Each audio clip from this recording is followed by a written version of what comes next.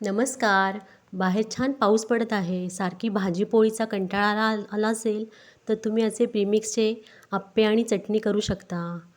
इथे मी एका भांड्यामध्ये 1 वाटी प्रीमिक्स घेतले आहे आणि त्यामध्ये 1 वाटी ताक घालणार आहे आता मी आणि ते छान मिक्स करून घेणार आहे आणि लागेल तेवढे पाणीसुद्धा घालणार आहे.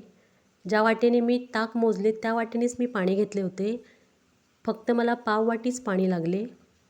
हे बघा इथे असे छान पीठ तयार झाले आहे आणि पाणी पण मला पाव वाटीच लागलं. उरलेलं पाणी मी ठेवून दिलं आहे. आता गॅसवर जाळी ठेवूया अशी आणि त्यावर भांडं ठेवूया अप्प्याचं. हे प्रीमिक्स इथे तयार झालेलं आहे. छान भिजलं आहे ते. त्यामध्ये आता चवीनुसार मीठ टाकूया आणि अर्धा इंच आल्याचे तुकडे घालायचे आहेत. आल्याचे तुकडे फार छान लागतात त्याच्यामध्ये. आणि छोटा कांदा घेतला आहे एक मी आणि थोडी कोथिंबीर. ते सगळे मिक्स करून घेऊया आणि त्यामध्ये पाव चमचा इनो घालूया.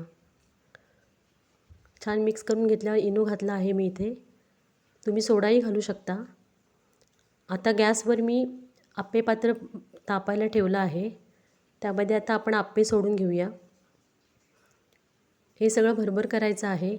आप्प्याच्या भांड्यात मी तेल घालून घेतलं आहे आणि आप्पे सोडत आहे आणि छान झाकण ठेवायचं 10 मिनटं. बारीक गॅसवर वाफवून घ्यायचे. आप्पे इथे आपले तयार आहेत.